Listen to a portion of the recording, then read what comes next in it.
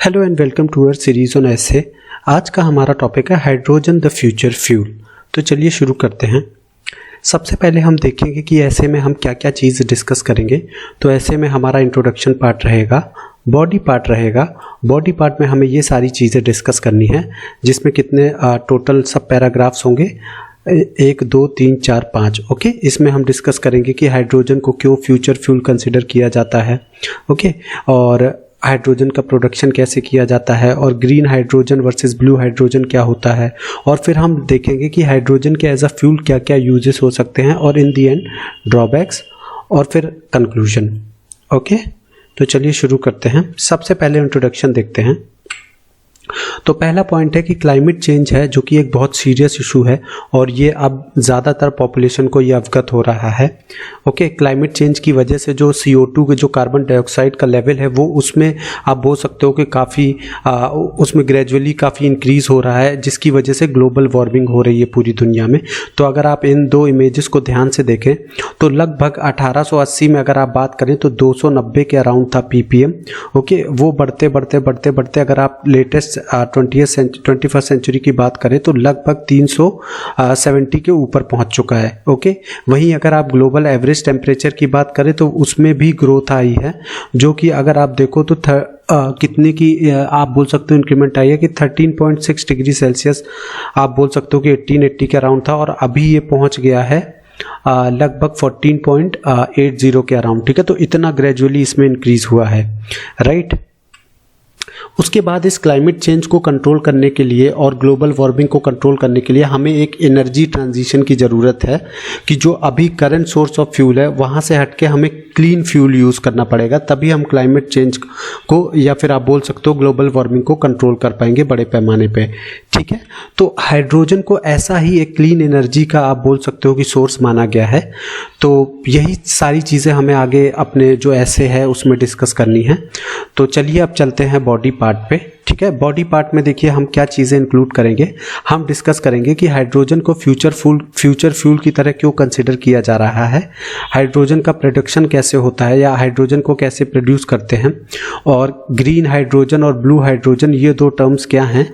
उसके बाद हाइड्रोजन के क्या यूजेस हैं फ्यूल के तौर पे, और इन दी एंड ड्रॉबैक्स। तो चलिए सबसे पहले डिस्कस करते हैं कि हाइड्रोजन को फ्यूचर फ्यूल क्यों कंसिडर किया जाता है।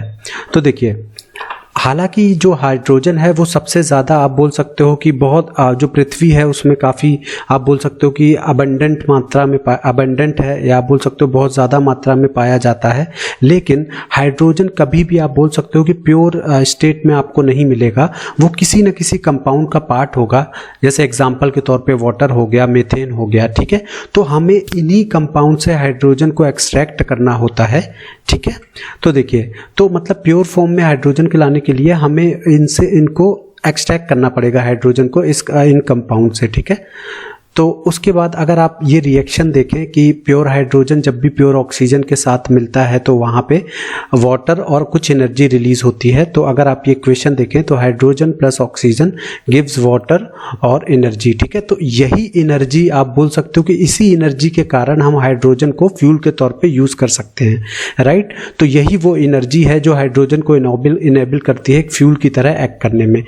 चलिए, तो आप ये बोल सकते हो कि हाइड्रोजन एक क्लीन फ्यूल बन के आ सकता है अगर हम यहाँ तक पहुँच जाएं कि हम इस तरीके से अगर ये रिएक्शन हम करवा पाएँ कि हम प्योर हाइड्रोजन कैसे भी बना लें।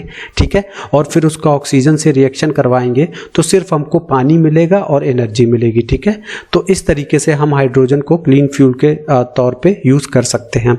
चलिए, अब हम डिस्कस करेंगे कि हाइड्रोजन का जो प्रोडक्शन होता है वो कैसे होता है। देखिए, हाइड्रोजन का प्रोडक्शन कई तरीके से होता है। ठीक है, हाइड्रोजन आप बोल सकते हो कि नेचुरल गैस से आपको मिल सकता है। ठीक है, बायोमास हो गया, और जो ज़्यादातर जो एक और प्रोसेस होता है कि हम वाटर की इलेक्ट्रोलिसिस करवाते हैं इलेक्ट्रिसिटी की मदद से। और ये इलेक्ट्रिसिटी आप कैसे जनरेट, ये जो इलेक्ट्रिसिटी आप यूज़ कर सकते हो, ये सोलर पावर के थ्रू कर सकते हो। ठीक है, विंड पावर के थ्रू कर सकते हो, या इवन वाटर के थ्रू ये जनरेट करके फिर उसका वाटर का इलेक्ट्रोलिसिस करा के आप हाइड्रोजन को प्रोड्यूस कर सकते हो, राइट।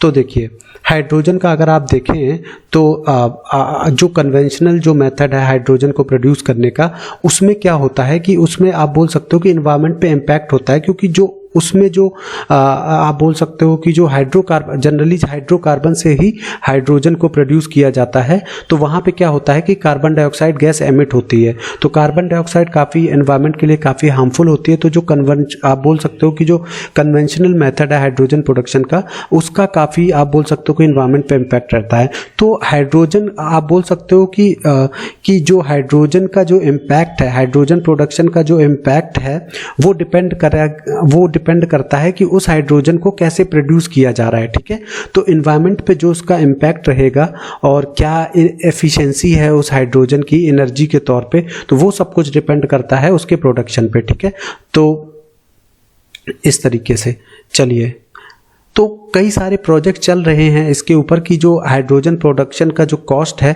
उसको कम से कम किया जा सके। ठीक है, ताकि इसको बड़े पैमाने पे यूज़ किया जा सके एज आप बोल सकते हो कि एनर्जी सोर्स, राइट। उसके बाद green hydrogen versus blue hydrogen. देखिए, जैसे मैंने आपको अभी बताया था कि हाइड्रोजन को कई तरीके से प्रोड्यूस किया जाता है। तो अगर आप इस इमेज को देखें, जब भी अगर आप नेचुरल गैस को यूज़ करके, जैसे हाइड्रोकार्बन हो गए, उसको यूज़ करके, ठीक है, अगर आप हाइड्रोजन प्रोड्यूस करते हो तो उसमें CO2 रिलीज होती है। ठीक है, तो CO2 को हमें मैनेज करना होता है और फिर हाइड्रोजन को ट्रांसपोर्ट करके हम काफ़ी सारे यूज़ में ला सकते हैं। लेकिन जब भी हम वाटर का इलेक्ट्रोलिसिस करते हैं तो उसमें हमें इलेक्ट्रिसिटी की ज़रूरत होती है। वो हम रिन्यूएबल सोर्स ऑफ जो एनर्जी होते हैं, जैसे विंड हो गया, आपका सोलर हो गया, उसके थ्रू हम इलेक्ट्रिसिटी जनरेट करवा के फिर उसका इलेक्ट्रोलिसिस करवाते हैं। तो वहाँ से जो हाइड्रोजन प्रोड्यूस होता है उसको हम क्या बोलते हैं, ग्रीन हाइड्रोजन। और जो नेचुरल गैस के थ्रू जो हाइड्रोजन प्रोड्यूस होता है उसको ब्लू हाइड्रोजन बोलते हैं, राइट। तो देखिए, अब यही मैंने आपको बताया था कि ब्लू हाइड्रोजन जो होता है वो नेचुरल गैस जब स्प्लिट हो जाती है हाइड्रोजन और कार्बन डाइऑक्साइड में, तो वहाँ से हमें हाइड्रोजन मिलता है। ठीक है, ये किसके थ्रू होता है, स्टीम मेथेन रिफॉर्मिंग के थ्रू, ठीक है, या ऑटोथर्मल रिफॉर्मिंग के थ्रू। लेकिन इसमें जो कार्बन डाइऑक्साइड रिलीज होती है उसको हमें मैनेज करना होता है, उसको यानी कि कैप्चर और स्टोर करना होता है, वरना तो फिर बहुत ज़्यादा उसका एनवायरनमेंट पे इम्पैक्ट रहेगा। उसके बाद वहीं अगर ग्रीन हाइड्रोजन की बात करें तो वो मैंने आपको बताया था कि वाटर की इलेक्ट्रोलिसिस कराई जाती है, ठीक है, और वहाँ से हाइड्रोजन फिर प्रोड्यूस होता है। अब देखिए, तो इलेक्ट्रोलिसिस के केस में हाइड्रोजन और ऑक्सीजन ही प्रोड्यूस होता है। ठीक है, तो लेकिन इसके लिए हमें इलेक्ट्रिसिटी चाहिए होगी और उसके लिए हमें पावर चाहिए होगी। तो वो पावर हमें रिन्यूएबल एनर्जी सोर्सेज जैसे विंड हो गया, सोलर हो गया, वहाँ से मिलता है। इसलिए हम ये बोल सकते हैं कि जो ग्रीन हाइड्रोजन वाला ऑप्शन है वो क्लीनेस्ट ऑप्शन है। ठीक है, तो चलिए, अगर आप दिसंबर 2020 की रिपोर्ट की बात करें जो कि इंटरनेशनल रिन्यूएबल एनर्जी एजेंसी ने रिलीज़ करी थी, उसमें उन्होंने ये दिखाया था कि जो ग्रीन हाइड्रोजन होती है वो एक्सपेंसिव होती है 2 to 3 टाइम्स ब्लू हाइड्रोजन से। ठीक है, लेकिन अभी आप बोल सकते हो कि जिस हिसाब से जो टेक्नोलॉजी की एडवांसमेंट हो रही है इम्प्रूव्ड इलेक्ट्रोलिसिस के केस में, तो उससे क्या होगा, जो ग्रीन हाइड्रोजन को जो प्रोड्यूस करने का कॉस्ट है वो कम हो जाएगा, राइट। चलिए, अब देखते हैं कि हाइड्रोजन का फ्यूल के तौर पे कैसे यूसेज होता है। तो जैसा कि मैंने आपको बताया कि देखिए, हाइड्रोजन को फ्यूल सेल में यूज़ किया जा सकता है पावर जनरेशन के लिए। उसमें केमिकल रिएक्शन होती है जहाँ पे आप बोल सकते हो कि सिर्फ water as a end product होता है और हीट रिलीज होती है या एनर्जी रिलीज होती है। ठीक है, तो अगर आप इस इमेज को देखें, यहाँ पे हाइड्रोजन और ऑक्सीजन के कम्बिनेशन से आपको जो रिएक्शन बनेगी, जो मैंने आपको इनिशियली बताया था, वहाँ पे आपको वाटर मिलेगा और कुछ एनर्जी मिलेगी। वही एनर्जी आपको आपकी गाड़ी चलाने में मदद करती है। ठीक है, तो कुछ इस तरीके से हाइड्रोजन फ्यूल सेल का सेटअप होता है जहां पे हाइड्रोजन को यूज किया जाता है एनर्जी जनरेट करने के लिए, राइट। तो आप ये बोल सकते हो कि हाइड्रोजन यहाँ पे क्या होता है कि कोई भी आप बोल सकते हो कि हार्मफुल गैस नहीं रिलीज होती है, बिल्कुल क्लीन ऑप्शन होता है। इसलिए हाइड्रोजन का बहुत ज़्यादा आप बोल सकते हो कि फ्यूचर में पोटेंशियल है as a clean energy source. तो फिर इसको यूज़ किया, देखिए, एक बार आपको एनर्जी मिल गई तो फिर ये एनर्जी आप किसी भी चीज़ के लिए यूज़ कर सकते हो। आप इसको कार में यूज़ कर सकते हो, घरों में यूज़ कर सकते हो, ठीक है, और भी बहुत सारे एप्लीकेशंस है वहाँ यूज़ कर सकते हो। तो जो आप बोल सकते हो कि जो एनर्जी जो ये प्रोड्यूस करानी होती है, यही आप बहुत महंगी पड़ती है। ठीक है, कई बारी। उसके बाद देखो, अब जो हाइड्रोजन के जो आप बोल सकते हो कि जो प्रॉब्लम एसोसिएटेड है वो ये है कि हाइड्रोजन को स्टोर करना बहुत डिफिकल्ट होता है। इसको एक हाई प्रेशर टैंक या क्रायोजेनिक टैंक में स्टोर करना होता है। तो इसके लिए अब क्या हो रहा है कि अल्टरनेटिव स्टोरेज मीडिया बनाए जा रहे हैं, जैसे कि मेटल हाइड्राइड्स, तो फिर वहाँ पे इतनी दिक्कत नहीं आएगी। ठीक है, तो जनरली क्या होता है कि जो बैटरीज होती हैं इलेक्ट्रिक व्हीकल्स में, आप बोल सकते हो कि वो ज़्यादा सूटेबल होती है छोटी गाड़ियों के लिए। लेकिन अगर आप बड़ी गाड़ियों की बात करेंगे, जैसे हैवी लॉरीज हो गई, तो वहाँ पर मैं सोचता हूँ कि हाइड्रोजन को ही as a fuel cell use करना चाहिए। ठीक है, उसके बाद अब इसके ड्रॉबैक्स क्या हैं हाइड्रोजन को एज अ फ्यूल के तौर पे यूज़ करने पे। तो अगर हम देखें तो जो हाइड्रोजन का हाई एनर्जी कंटेंट होता है पर यूनिट मास, ठीक है, लेकिन अगर हम वॉल्यूम पे इस चीज़ को नापे तो बहुत कम एनर्जी आप बोल सकते हो कि इसमें होती है। ठीक है, और अगर कंपेयर किया जाए लिक्विड फ्यूल और इवन नेचुरल गैस से, तो ये रीज़न है कि इसको हाइड्रोजन को हमें कंप्रेस और लिक्विफाई करना पड़ता है कई बारी। और हमने जैसा कि आपको बताया कि हाइड्रोजन को स्टोर करना बहुत डिफिकल्ट होता है, इसके लिए हाई प्रेशर टैंक चाहिए होते हैं। तो गलती से भी अगर कुछ दिक्कत आई या हाई प्रेशर जो टैंक होता है वो अगर उसमें कुछ भी इशू हुआ तो वो एक्सप्लोड हो सकता है। ठीक है, तो कई बार यही तो इसीलिए हम कहते हैं कि हाइड्रोजन जो फ्यूल है वो कई बार हैजार्डस होता है, क्योंकि ये हाईली कंबस्टिबल होता है, बहुत ज़्यादा आप बोल सकते हो कि कंबस्टिबल होता है, तो कई बार ये एक्सप्लोजन भी हो जाता है। राइट, तो ऐसा ही कुछ पाया गया है कि जो हाइड्रोजन फ्यूलिंग स्टेशन होते हैं, सॉरी यहाँ पे फ्यूलिंग होगा इंस्टेड ऑफ फिलिंग, तो वहाँ पे कई बार एक्सप्लोजन्स हो जाते हैं। ये भी रिपोर्ट, कई सारी रिपोर्ट आई हैं इससे रिलेटेड।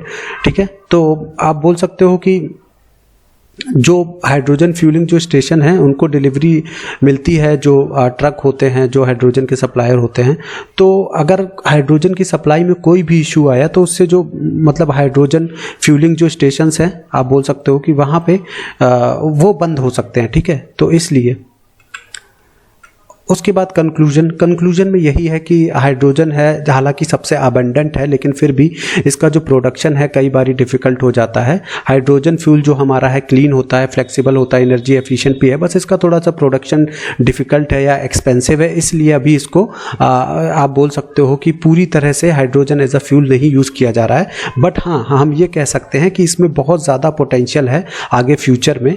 ठीक है, तो आई होप आपको आज का ऐसे पसंद आया होगा। मिलते हैं नेक्स्ट वीडियो में, तब तक के लिए बाय।